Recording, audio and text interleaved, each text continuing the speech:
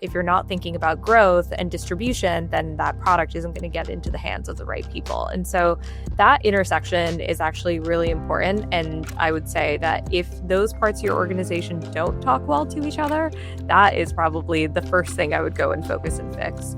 And so having mostly worked at startups, it gives you a real appreciation for getting alignment really quickly on those different parts of the organization. And I find the easiest way to do that is actually just giving everybody a single goal, especially if you're a small company. Pocus were Series A. And I think for the first year, the entire company's focus was make people care what the hell Pocus is. So our company's OKR was cult following. And that was create a cult following for the product, create a cult following for the brand. And so that single North Star vision really informed all of the KPIs associated with product, growth, and brand. Welcome to Best Story Wins. I'm your host, Jason Lenko, and I'm joined by my co-host, Josh Ritchie. And today our guest is Sandy Mangat, Head of Marketing at Pocus. Hey, Sandy. Hey, Jason. Hey, Josh. Excited to be here and chat with y'all. Yeah, we're really excited to do this. And for anyone who's unfamiliar with Pocus, what's the simplest way to explain what you all do, and also what part of work there gets you out of bed in the morning? Yeah. So Pocus, we're an AI-powered sales intelligence platform, which to a lot of people probably means nothing. So in the simplest form, I help salespeople figure out which accounts to focus on, which people within those accounts to reach out to, and with what message, and just essentially making their day-to-day so much easier so that they're not chasing spreadsheets and data, and instead they're focusing on selling. That's really cool. So you've had a chance thus far in your career to work in product and in growth and in brand, and those are parts of a business that don't always play nicely together. But how has that experience, that broad range of experience, shaped your view of marketing and affect how you approach the work that you do now? Yeah, I have worked primarily in startups my whole career. And so in a startup, especially compared to larger organizations, although I think this is important everywhere, the conversation that happens between those three functions and how those three functions support each other is so important. Unless you have a clear perspective on what it is that you are saying in the market. So what is that narrative? What is the mission, vision, and values of the company? All of that informs how you think about building product and who you build a product for.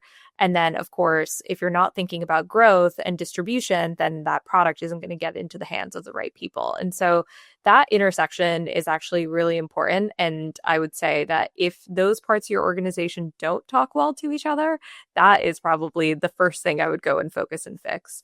And so having mostly worked at startups, it gives you a real appreciation for getting alignment really quickly on those different parts of the organization. And I find the easiest way to do that is actually just giving everybody a single goal. So especially if you're a small company, like, Pocus were Series A. And I think for the first year, the entire company's focus was make people care what the hell Pocus is. So our company's OKR was cult following. And that was create a cult following for the product, create a cult following for the brand. And so that single North Star vision really informed all of the KPIs associated with product, growth, and brand. So it was a single unifying thing. And so I think it's really important as a marketing leader, if you're early at a company, if no one is driving this alignment, then it's your job to drive that alignment and make sure that you're not over indexing on just creating a great product, because if you're not thinking about distribution, that product's not going to get into the hands of the right people. And if you just create a great brand but don't create a great product, people are going to be so excited to buy. And then as soon as they start using it, they're going to have horrible experience. So it's about really making sure that you should, one, have a clear understanding of who you are, what you're saying in the market, and how your product is going to deliver on that. So being really clear about that narrative, and also being clear on the ways you're going to measure the success. And then I would say that you shouldn't over index on the specific tactics and kind of like over obsessing on growth tactics too early. Because in the early days, I think it really just comes down to like, what problem are you solving? Who are you solving it for? And then how are you going to tell the story of how you do that? That's great. You kind of answered my follow-up question to that, but you're speaking my language, and I love the emphasis you all are placing on, that alignment on the vision and focus. When you think about, how far to go into essentially mapping from that vision into like strategy and ultimately action, what are some of the kind of key, like, I guess, ingredients you see at that high level strategy from like to like really bridge from that, like, okay, we want to build a cult following, have people know who Pocus is. When you think about building out, say, like the messaging system or the overall brand strategy, do you have a favorite go-to framework on that? The primary way I think about it actually is pretty basic. It's just starting with who is your ICP and what do they need? What do they want? And really thinking about it more expansively than just your product, but really empathizing with your ICP and understanding what their day to day looks like.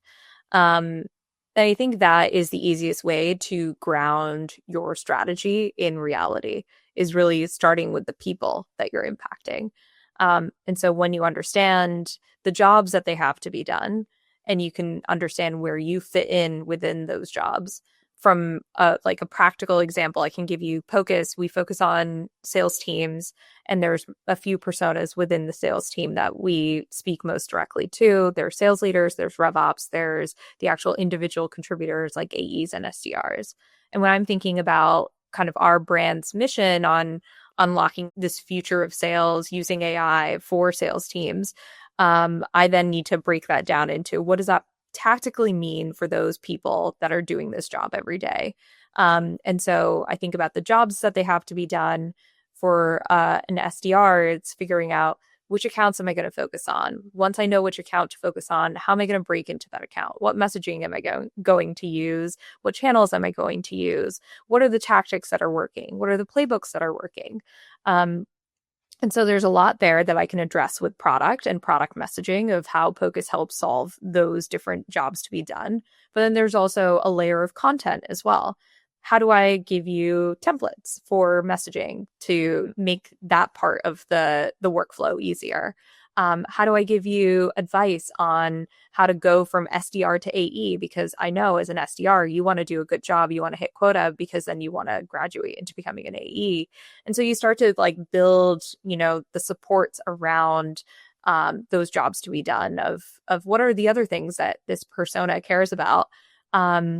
And then, of course, you also have to think about their motivations. And so then how can I create marketing programs and engagement with the brand that attaches to their motivation? So everybody wants to be successful. They want to be celebrated for their success, and then they want to move upwards in the organization. So, can I run a competition to highlight all of the incredible SDRs who are doing great work using Pocus, and then kind of like make that SDR the hero of my story? So I think, strategy is great on paper and can feel like a thing that you did and you're like, yay, I put down a strategy on paper, great.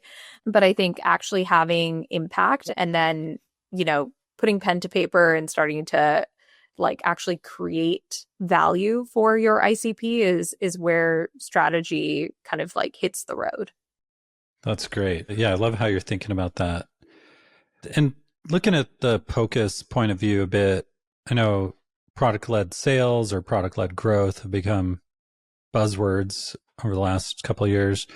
How do you define that in a way that really resonates with your ICP? And in what ways do you think that hype around, product-led sales is helpful or misleading? Yeah. So product-led sales is for those that may not be aware, is a go-to-market motion primarily for PLG companies where they are trying to capitalize on this rich user base. So PLG companies, they're self-serve, people can just sign up. The most successful examples are companies like Asana and Monday and Miro and Webflow, where you can just go sign up for the product. What ends up happening is you've got millions and millions of users, and this is obviously the best pool for your salespeople to go and sell into.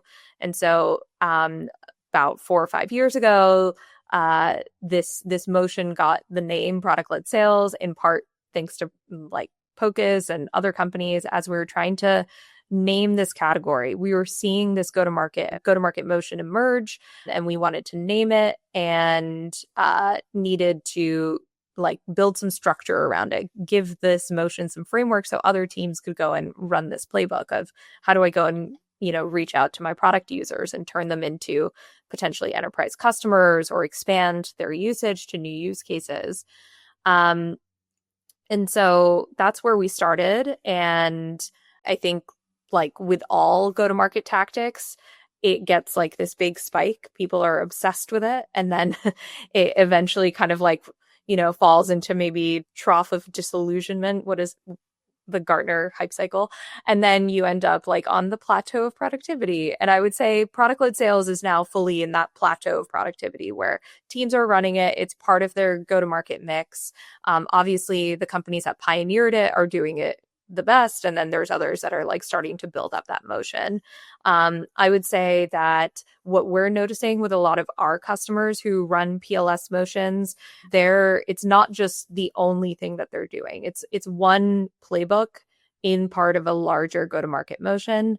And I would say a majority of our customers are thinking more about cold outbound now, because as a company matures, you will eventually kind of like reach a point of diminishing returns on inbound and those like warm leads that are coming in, and you do need to build an outbound muscle. And some companies are lucky enough to not have to think about that for several years, but most often if you're not like a top 1 to 5% company, you're going to have to think about cold outbound sooner. And so we're seeing that with a lot of our like incredible PLG customers like an Asana or Monday, where they're starting to think about cold outbound now for the first time. And so it's because of their progression that we pushed our own product in that direction as well. So while Pocus was known for pioneering the product-led sales category and starting that space, we're now really focused on serving all types of go-to-market playbooks, from PLS to purely cold outbound.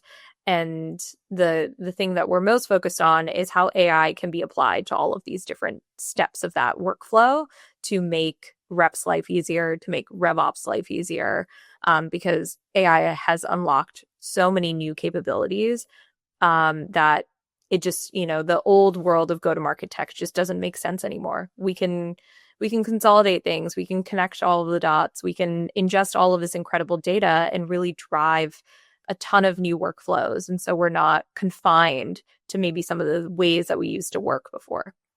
So at the top of your answer there, you mentioned frameworks, and you all have invested pretty heavily in education and community, including developing things like frameworks and playbooks and a lot of thought leadership content. Obviously, a lot of companies try to create content, that fit into those buckets, and it doesn't always work for them. Some of it falls flat.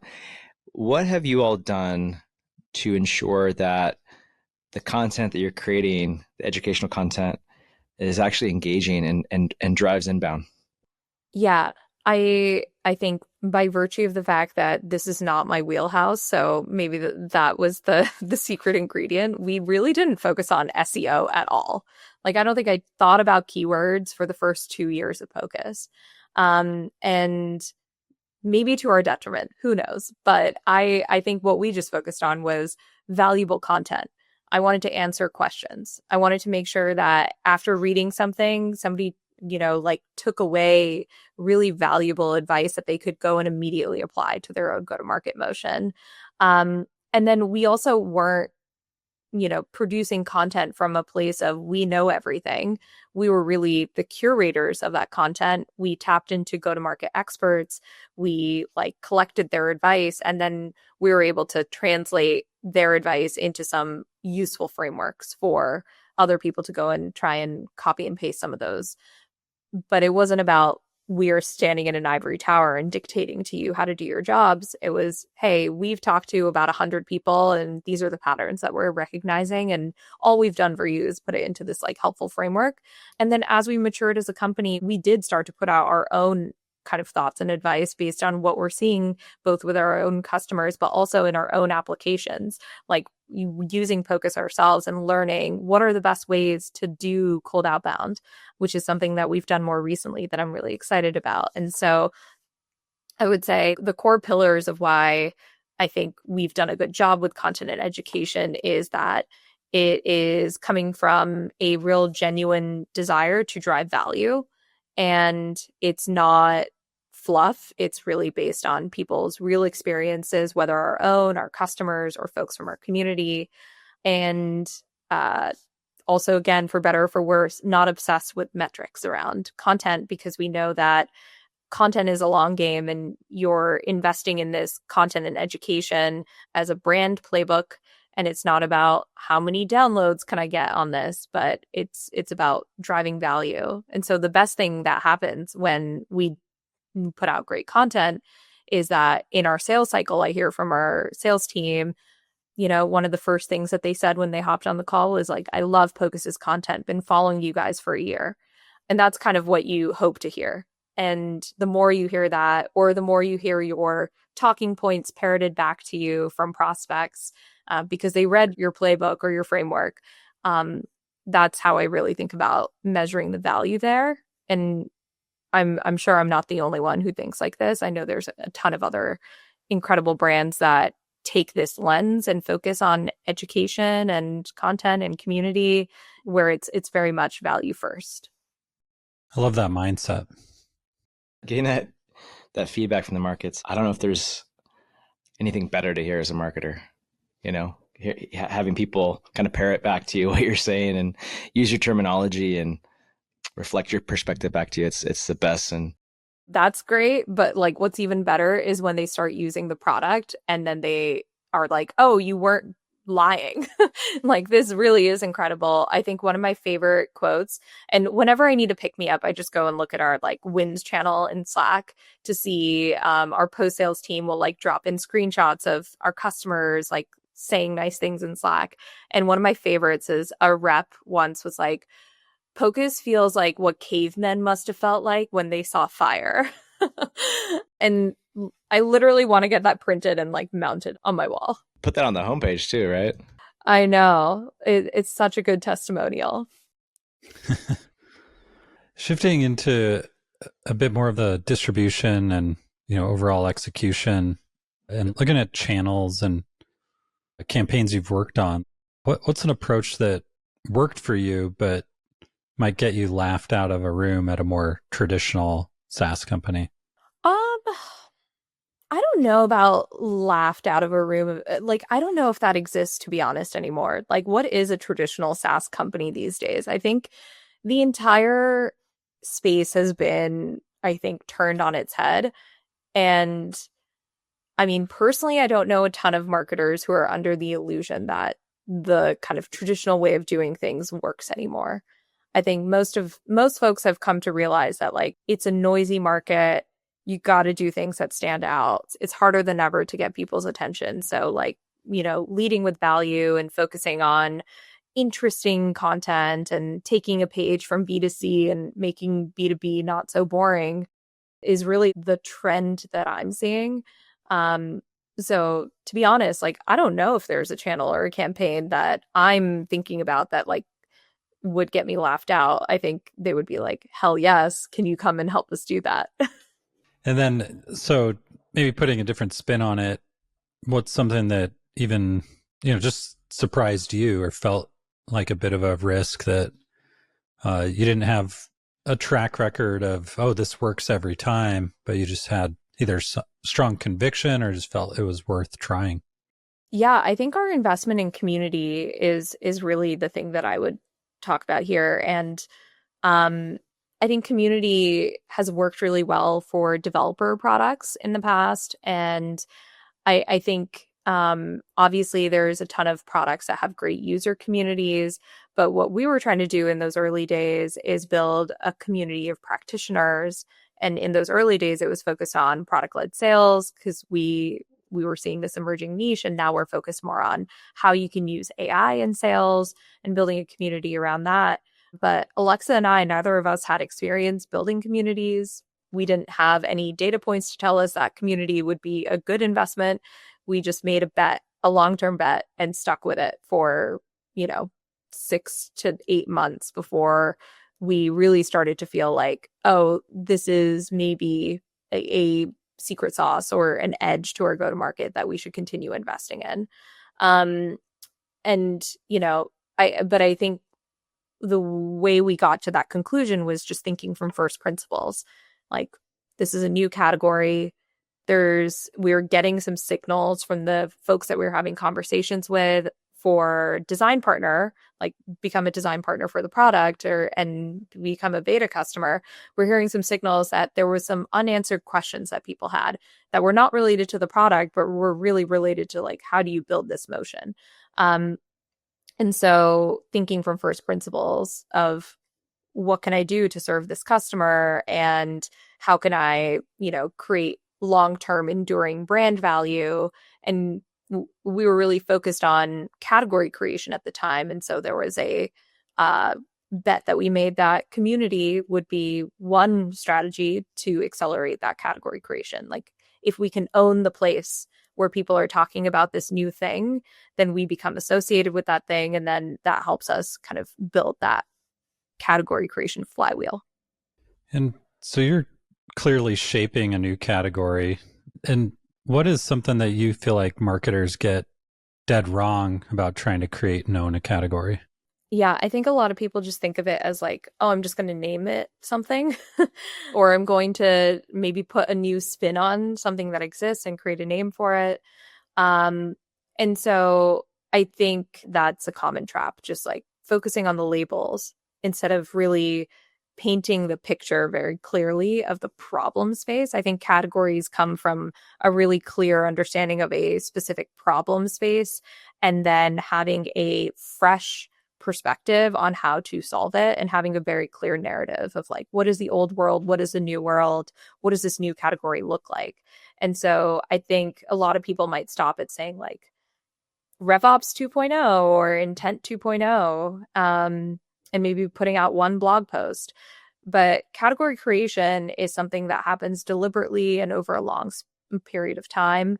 It's about thinking about the new frameworks, the new ways of working. We built a ton of playbooks around this. We put out benchmark reports. We deliberately built a community around it. And it's also about kind of like saying these things until you're blue in the face. The repetition is really important. And I think a lot of people abandon their category creation efforts because they don't see traction in the first like 3 months. And then they're like, all right, no one's getting it. I'm just going to give up on this. But it's really about, if you have high conviction, it's about continuing to invest and pushing that rock up the hill. With product-led sales, for example, I think for the first maybe 6 months even, it was not a term that our customers, when we went and said it to them, went, yeah, I get it immediately.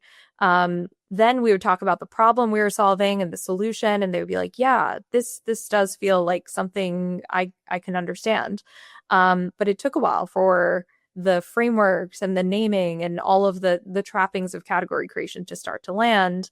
But when they do, the way you can see it is, again, like in that parroting back to you of the frameworks that you started to coin. And in our case, Gartner started to cover this category, and they like proactively started reaching out to us to cover the category. I think like McKinsey put out a report on product-led sales. So that's when you start to see the value, but that didn't happen until 18 months in. So it's really about persistence, and not just focusing on like the vanity aspect of category creation of I'm going to coin this name and then I get credit for it. But it's really about moving your space forward. So backtracking a little bit to talk about community, um, it was really interesting to hear you talk about how you didn't have any experience in creating community, but it's been thus far, at least, a really significant growth lever for you all. One thing I've noticed over the years is that it's like creating a community is really hard, right? Creating, and maybe a better way of putting it, creating a community is easy, but maintaining it and growing one is really, really hard. Um, how have you all worked to ensure that it's a super active community versus it feeling like a ghost town or just a wall of your content that you're feeding to people on a regular basis? Apparently, like we are still working at this. I think community is one thing that you have to consistently work at, and it requires someone's full-time attention. And there have been moments in the 4 years I've been at Pocus where community wasn't necessarily the number one priority. And so, in those moments you start to see a bit of a dip in your participation. So I would say intentionality with how you're thinking about the people in your community. So really clearly setting a charter for the community, who it's for, and then sticking to it. So we still gate the community and make sure that the quality bar of folks in the community is high. And you want to have a, even split between folks that are experts and can provide advice with those that have curiosity and questions. Otherwise, if it's too lopsided in one direction, you got a lot of people who have no idea what they're doing and have a lot of questions and nobody to answer them. So making sure that you have that the right people in the community. And then to the charter and your community guidelines, being really clear on what this community is for and what it is not for. So for our community, making it a zero tolerance for pitching, no pitch slapping, make sure that you're focusing on value over selling and building relationships over anything else. And we strictly monitor that to make sure that the experience for everybody in the community remains high. We're in the process of iterating the programs that we offer in our community as we've shifted from a focus on product-led sales to a focus on AI sales. We're kind of reimagining what some of our community programs will look like. But I think it comes down to it requires a lot of focus and a lot of intentional work on what it is that you are offering your community members. I think we're fortunate. We're now in a place where the community has enough membership that it does, the threads kind of continue to be active on their own, and people are building relationships and connections, through the community and then taking them offline, which is great as well. My goal with community is just like, if I can add even a little bit of value to you, then it was worth it. So even if you were in the community for maybe 6 months, but you met two incredible people and, you maybe found a new company that you want to go work for, or you got one piece of advice that was just so impactful that you're still using it today, that's a win. We know that community isn't necessarily going to be, you're going to get 100% participation all the time. It's about like adding value to every member that comes through and then making sure that their experience is a good one. And beyond the community, or in addition to the community, you all have a pretty distinct personality, especially, I think you've done a good job bringing out individual voices in the company as well. And having that distinct personality is somewhat unique in the world of B2B. I think you touched on there's a lot of progress, you could say, in B2B, taking on some of the tactics of B2C and not trying to be like too safe with everything. But what is your overall approach to defining that voice, and how have you also found out what doesn't work when you're trying to inject, maybe too much personality into a highly technical aspect of the story? Yeah, it's exactly what you just said. Sometimes the personality can come at the expense of clarity. And so that's the trap I always try and avoid. It's I want our brand to feel magical. I want to have fun with it, but I never want to do that at the expense of clarity in the messaging. And there's definitely been moments where our, website H1s looked a little cutesy. Like they were a little too cute. They were a little too like wink wink inside joke. And it wasn't necessarily being clear in what we did or what we offered. So I think balancing that is the most important when you want to have fun with your personality and your brand voice, is knowing where you can go hard and where you should pull back. And I think what the lesson I've learned is when talking about the product and specifically talking about the value that we drive, we want to be as clear as possible, because there is so much noise in our market, and there's a lot of people saying a lot of the same things. And so my goal is to be differentiated but clear in our brand messaging. And then where I feel like we can have more fun with it is, social campaigns and events, our podcast even. I think there's a lot more opportunity to have personality on those channels. But at least for us, I think we really need to be super clear with what the product does and leave some of the metaphors behind. Just to kind of unpack this theme a little bit further, a lot of B2B content seems like or sounds like it was written by a committee. And that's, I think, what's behind a lot of the critique around B2B content not being super interesting or engaging. And a lot of times people make the claim that B2B content over indexes for, playing it safe, right? So curious to hear how you all approach just deciding like what type of content deserves to exist and be promoted as a focus piece, and how do you approach ensuring that like you don't bring too many people into the conversation because you don't want to overcomplicate what you're trying to say? Yeah, I avoid things by committee as much as possible. And I'm fortunate. I have a great leadership team. So our CEO, Alexa, and our CTO, Isaac, have put a lot of trust in me. So I am fortunate. I know this is not the scenario that a lot of folks are in, where they are having to, push a rock up a hill every time that they're trying to get something interesting approved. I get a lot of rope. And I think it's because I've proven that some of the bets that we've taken have worked out. But then there have been bets that haven't worked out either. But that is just part of the experimentation process. Not everything is going to work out. And as long as you are transparent about what level of confidence you have, what data you might have to back up that confidence, and being clear when you don't. Like, this is a bet. I'm making a bet. I have a strong conviction because of X, Y, and Z. And I think it's really important for marketing leaders to make some of those bets, especially when it comes to things that are creative and a little out of the box, and kind of like pound the table for it. And if you have high conviction, make sure that you're articulating that and getting it done. I think that's how you avoid committee driven, boring stuff, is coming at things with a strong perspective. And I think that does have to come from, the marketing leader or a head of content, somebody who has a creative vision that they want to execute on. And so for me, I think a lot about what is a unconventional spin on conventional content, or what is the Pocusy way of us doing this type of content.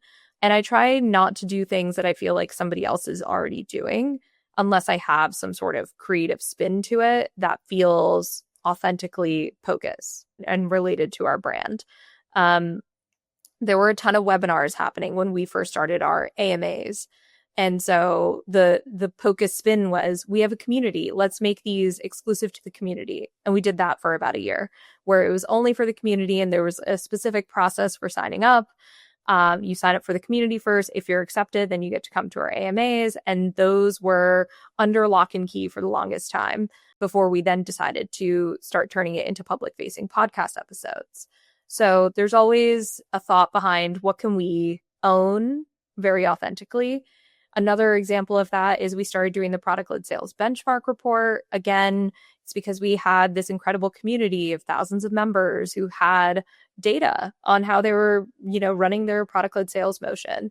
So, and our customers. So we wanted to tap into that owned audience that we had that incredible primary research. So only something that we could do. And now an example of that is something that I'm working on now is our SDR team is using Pocus to do cold outbound. Again, something unique to us. We're building a cold outbound function 0 to 1. We're learning a ton because we're trying to do it in this modern way using modern tools like Pocus.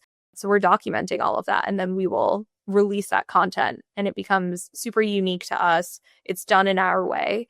It's not reinventing the wheel by any means. I'm sure there's tons of content out there that's focused on how somebody uses their own product. But for us, we're in a unique position where we sell to sales, and then we ourselves are salespeople using our own product. So there's kind of a unique angle to that story that we can tell.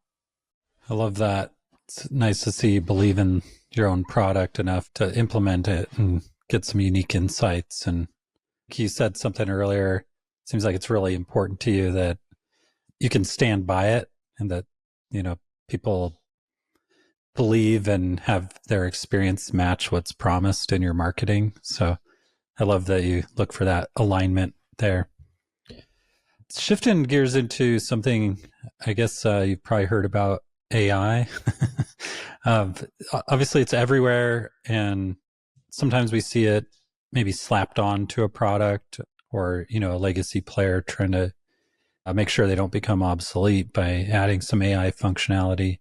But how are you actually using AI in a meaningful way at Pocus today? And I suppose that's your choice on whether you answer that from a product or from a, marketing perspective. And what's a common AI use case that you think is just overrated at this point? Okay. I will maybe cover all of those because I feel really strongly about all three of those things. I'll start with overrated. So I think the most overrated, obviously, is just using AI, like to answer things like LinkedIn comments and applying zero thinking to it. And then the same goes for email, same goes for blog. Basically, AI content that you haven't really fine-tuned yourself, either through prompting or some other sort of critical thinking, is the most overrated. Like, it's so obvious. Everyone needs to stop doing it. It's irritating. Please do not want it in my inbox, or in my LinkedIn feed. In terms of how I'm using it for marketing and how I'm encouraging folks on my team to use AI outside of Pocus, I would say it's all about creating AI systems for yourself to do your work faster. And so there's a few tactical examples I can share. From a leader perspective, we're learning a ton every week about our go-to-market motion. So our SDR team at the end of each week talks about the playbooks that they ran, the meetings that they booked, how they booked those meetings, what tactics did they use, what messaging did they use, and they do a really great write-up. And then I also hear from other parts of the organization. So I talk to sales team and I talk to our leadership and I learn what's working, what's resonating in the market.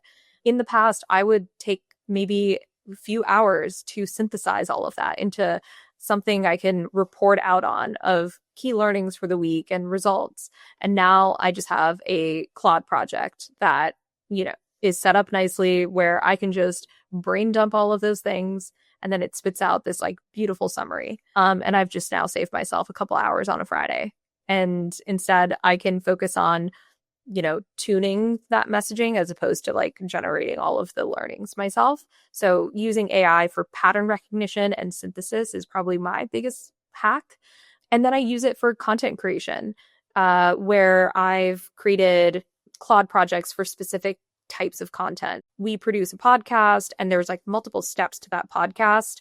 And Claude can essentially cut down the time it takes to get all of those steps done by 80%. So whether it's creating the prep doc for our speakers, creating the landing page, creating the email that goes out to promote it, to creating, the post podcast blog post, I even use a tool called Opus Clip to help me quickly generate clips for our podcast. So the AI has sped up that entire process definitely by 80 to 90%, whereas it used to take, one person's it could have been like their full-time job potentially, given the volume that we do. Other content types that I use AI in, product launches. Now I can focus primarily on a product marketing brief that I put together and then really have AI help me write all of the downstream content like blog posts and launch posts, and even ideate on creative campaigns on how we want to launch this new product feature. So that's on marketing. And there's a ton of area that I have dabbled in, but we honestly are so excited about doubling down on. It's like, how can we use AI even more to create like programmatic SEO content? How can we use AI to create more custom in-house video and not have to use freelancers every time? So there's a lot more white space there that I'm really excited to explore. Like, how do we use AI for ABM landing pages? There's just like a ton there. From a Pocus perspective, AI is deeply embedded in the entire product, from how we capture data to how we create scoring models to score accounts to generating really deep research about accounts by tapping into internal data and external data, and then also generating messages, recommending contacts. And our SDR team basically exclusively uses Pocus and Gong Engage for the actual sending of the emails. And then we use Orem as our dialer. But like the intelligence, the brain, that's all Pocus. And they're using AI throughout the entire process. But it's a little different than how I'm using it from a marketing perspective, where I'm having a lot of control over the prompts in Claude and I'm setting all of that up. Pocus is more of an out of the box experience. We RevOps team. So on our side, our own RevOps teams and I, to a certain extent, have tuned the prompts and all that in the back end. But to a rep, they just get to log in. They don't even have to think about prompts if they don't want to, which is really nice. It sounds like there's a lot of interesting things you're doing over there. And kind of recalling your answer about not making decisions by committee. How do you guys get the balance between managing everything you're doing and being highly collaborative without having too many people involved in too many things and too many decisions? How do you all get your work done there? And how do you do so in a way where you have good collaboration and communication and it doesn't feel siloed, but people aren't on top of each other? Maybe it's a better way of asking that question. Yeah. I think clarity on who owns what. So, and having single threaded ownership where possible. So even when something is a collaborative project, for example, a product launch, there's a ton of moving parts. There's a lot of people involved. There's product to consider. There's our post-sales customer team to consider. There's sales. There's a lot of people, but there needs to be one owner. Otherwise, it's going to be chaos. And so we really follow that principle of just single threaded ownership and real clarity on who's involved, who's informed, kind of having like a bit of a RACI matrix almost. I would say it's pretty informal though. I don't think we have like a formal RACI. We don't have formal kind of like who owns what somewhere well documented, but the clarity is driven from, I think, a lot of maybe the metrics that we're responsible for. So for me, I'm responsible for pipeline. And then there's a bunch of other kind of like marketing KPIs that I own. And then our head of sales is responsible for kind of qualified pipeline onwards to close. And then post sales is owning NRR. And so depending on which metric that the project is influencing, that becomes the single threaded owner. And then it's their responsibility to loop in the right people at the right time. And then I would say just really having a culture of open communication. We try and do things as much as possible in public channels, and asking those questions in public Slack channels, I think, reduces a lot of headache when it comes to collaboration, because it's just all out there and there's context for any new people who are joining as well. And you mentioned that a lot's changed, obviously, in the world of marketing. What's something that you used to believe or defend about marketing and that you now think is totally backwards or, wow, we had it wrong?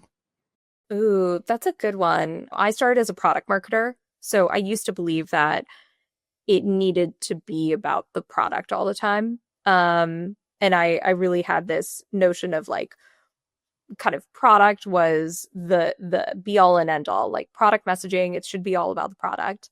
And I think thing that I've learned, especially through the experience with Pocus, is um, especially with AI, product differentiation is so much harder these days, and creating defensible product moats is really hard these days. So it can't be only about the product, and that's I think where I've really built my appreciation for brand and what brand can do for your company, and how brand really is one of the only like true defensible moats these days, because creating that brand loyalty and creating those like really strong relationships with your brand um sometimes do like 50% of the work. So yeah, I think I used to be somebody who maybe didn't have enough appreciation for brand, and now I've certainly become one. That's really cool. That's a great evolution. So, if you had to put your marketing philosophy on a billboard outside of the competitor's HQ, what would it say? My marketing philosophy is everything is easier when you're famous. And that's, I would put that on a billboard. Nice, good answer. Is there anyone who's doing marketing right now that makes you think, wow, I wish they did that? And what do you think that they understand that other people don't understand? I think Clay's marketing is fantastic. I think they do such a good job, and I think they're really taking community to the next level. And like that's definitely what one of the brands that I think about a lot. Um, I think Gong is another one where, Gong is probably the company that I think about the most when it comes to my inspiration for Pocus's brand and our community and our content. I think Gong like really nailed that playbook in the early days of really getting people obsessed not only with their product but also with their content and their community. And then what being a Gong user meant for you as a status symbol. It's like I use Gong. And the same thing for Notion. I think Notion is in that category for me as well. Those are great answers. Yeah, I love Clay's airport billboards. I know they haven't had them for a while, at least at SFO, and they did a great job of kind of more of the branded product concept too, where it was like kind of a clever, it's almost like the fill in the blank of the formulas you use in the product. Those are great places to draw inspiration. For people who want to follow you and Pocus, what are the best places to find you online? Yeah, LinkedIn. I basically live there. So you can follow me or our CEO, Alexa, or the Pocus channel. And then, if you're interested in learning about the future of sales and AI and how it's impacting your go-to-market motion, definitely check out our community. And you can go and apply to join at pocus.com/community. That's great. Thanks so much for joining us, Sandy. Thanks, Jason. Thanks, Josh. Yeah, thank you.